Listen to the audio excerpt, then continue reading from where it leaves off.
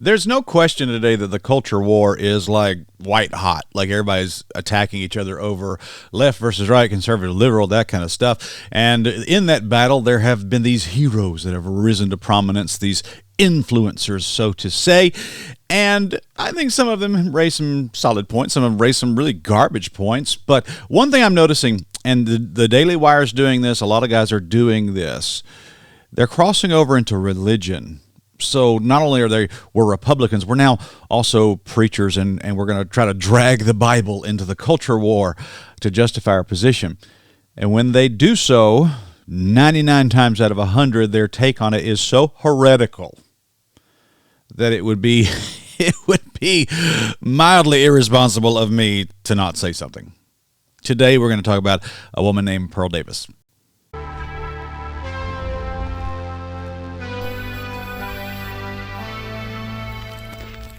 All right, guys, thank you very much. Go ahead and smite thine like button. All your dreams will come true. We're going to talk about Pearl Davis for just a few minutes today, and she is risen to prominence. I would kind of liken her, I guess, to a redhead female Andrew Tate type figure, and interesting person. I think she raises some interesting points and got a 1.5 million YouTube followers or so, and does some interesting stuff. Of course, I don't agree with her on a lot of things, but I think she's having a conversation, really forcing a conversation that I think a lot of us need to have today. And what she's doing is she's trying to poke holes through the feminist argument and things like believe all women and equality and whatever. And she's one of the big voices saying, if you women want equality, why don't you go get jobs on the oil rigs? Why don't you go become firemen and electricians? And why are you guys like stuck on art degrees and that kind of thing? If you want equality, go out there and, be an oil rig worker, but they're not going to do that. And I think she exploits the inconsistencies in feminism. For example, one thing I do appreciate that she has touched on before is this whole idea of like, a housewife will marry a guy, he becomes a big name, general contractor or whatever, and then she finds like some boyfriend on Snapchat, and then she goes off and moves out and leaves her husband, takes the kids with her, marries her, gets with her, boy toy side piece across town, and then she takes him to court, gets all the kids, and gets half of his income for the rest of his life, and then, has a massive amount of child support to boot as well, and she's saying, well, what value does she have? What does she bring to the table? And the answer is nothing. And I think it's a good point that she's making, because I think men, especially in the custody battles, have been getting the short end of the stick for a long time in that capacity. But that all aside, that's what I agree with her on. But what happens with these people is that they cross over into religion. And that is where I start having issues. I'll talk about the culture war to some degree, but I understand ultimately as a preacher that it's not really a culture war. This is all about the souls of men, the gospel. And so here's what she's on Twitter, and I follow her because I think she's got some good takes on stuff. But here's one thing that she said, and I want everybody to read this with me. She said, men have God within them. Women have chaos because we ate the apple. And I want you to notice this phrase, men have God within them. I retweeted that on Twitter, and I said, this is damnable heresy nonsense, because that's not true at all. And I think what she's doing, I think to some degree the feminist crowd is preaching the infallibility of women. And when they say things like believe all women, now can I give you a rational question? When you say believe all women, yes, a lot of women don't get their stories heard. They're victims of abuse, all kinds of stuff. But has it ever come to anybody's thought that maybe throughout history at some point, maybe one woman has actually lied about something like that? I know that's a hot take. I know that's like controversial hot button for people. But all of them, should we really believe all of them? Some have some of them never lied before. I think that's something to consider. And I think that's something she brings up, and I think that's very important for us to understand. And if you don't believe that, if you don't believe me, I want you to look up Potiphar's wife in the Bible, and I'll stand on that. I think that's very interesting. Men have God within them. what she's doing is she's reacting to the feminist idea of the infallibility of women, and she's kind of almost swinging the pendulum, seems like, to the opposite direction and preaching the infallibility of men. And I don't think that's correct either. Now, let's just go to the Bible and see what the Bible has to say about this particular topic about Adam and Eve. And here's what it says here in 1 Timothy chapter number 2. And it says there, verse number 11, "Let the woman learn in silence with all subjection, but I suffer not a woman to teach, nor to usurp authority over the man, but to be in silence. For Adam was first formed, then Eve. And Adam was not deceived, but the woman being deceived was in the transgression. Notwithstanding, she shall be saved in childbearing, if they continue in faith and charity and holiness with sobriety." So I want you to notice this. Adam was not deceived, but the woman being deceived was in the transgression. So when Eve took of the fruit of the knowledge of the tree of good and evil, she really was legit deceived. When Adam took of it, he knew exactly what he was doing. He willfully took it. Now, there's types and pictures of the gospel there about how Christ died for his bride. There's marriage lessons in that we could make. He'd rather die with her than live without her, and that's really what love is in a sense. But the whole idea that Adam was infallible, that's just not true at all. Adam sinned. Adam sinned willfully. And so this whole idea that man has God within them. Women have chaos because we ate the apple. Well, man ate the apple too. And second of all, it wasn't an apple. Really, nobody knows what it was. So we have to guard ourselves against this. Now, here's one thing I want everybody to know. The gospel exists really to show everybody that we're all guilty, and we need to know that. I want to go to the Romans chapter number 3, and here's what I see in the culture war. I see everybody saying, "This crowd's we are good, you guys are bad." This crowd saying, we are good, you guys are bad, and the point of the gospel is so everybody realizes that everybody's bad.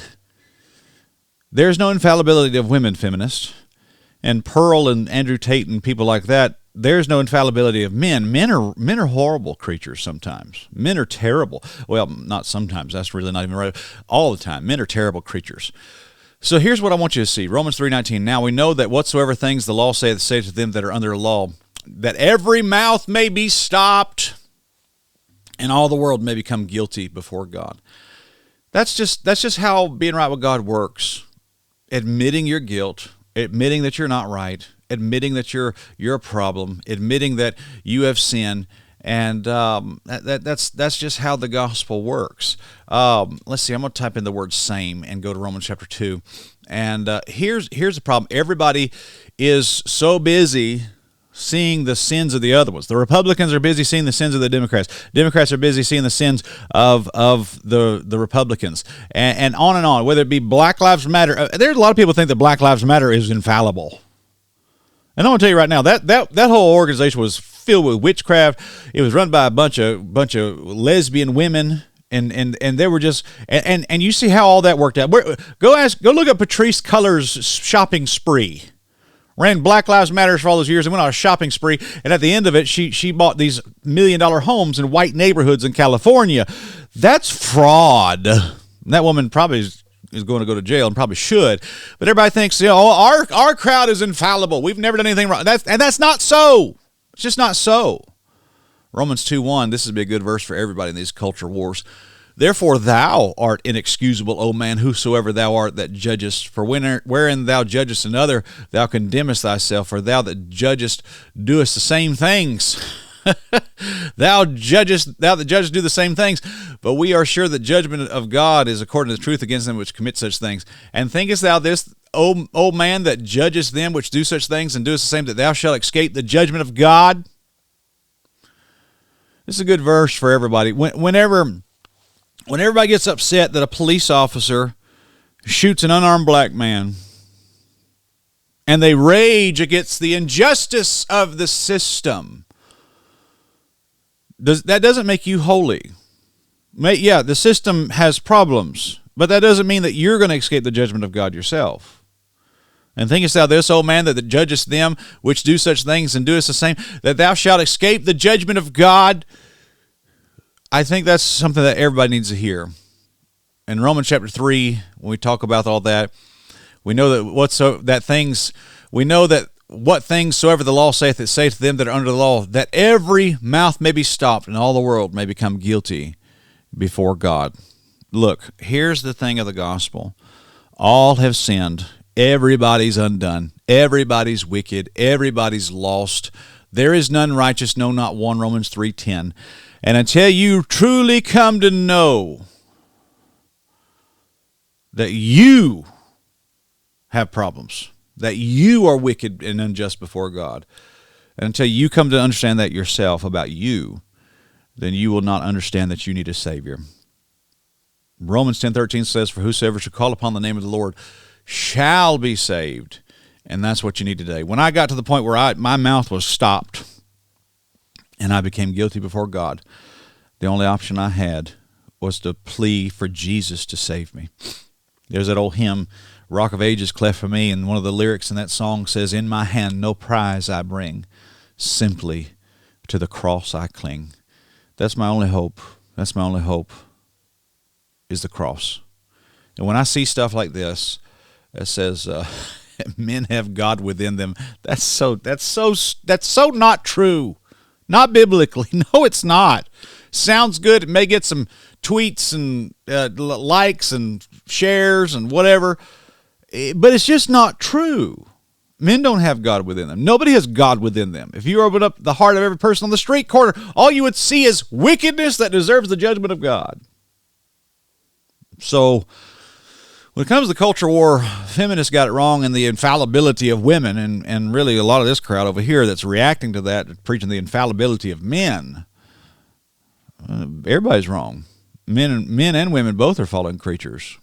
And the only way any of this works is if mankind receives Christ. I want to tell you this, the measure of a man is not really in the size of his bank account or how macho he is. The size and the measure of a man really is in his likeness to Jesus Christ. I don't care. I really don't care how many Bugattis you have, Andrew Tate. And I really don't care how tough you are, Andrew Tate. And I really don't even care how many women you've gotten pregnant, Andrew Tate. I don't care, because the measure of a man is not in those things. The measure of a man is in his likeness to Jesus Christ. That's a fact. I'll stand on that one. Please take the time to go watch 3 Adam 3, Rise of the Divine Feminine. That's 2 hours, 21 minutes. We also have an extended version of that where we get into a lot of Catholic history and stuff like that.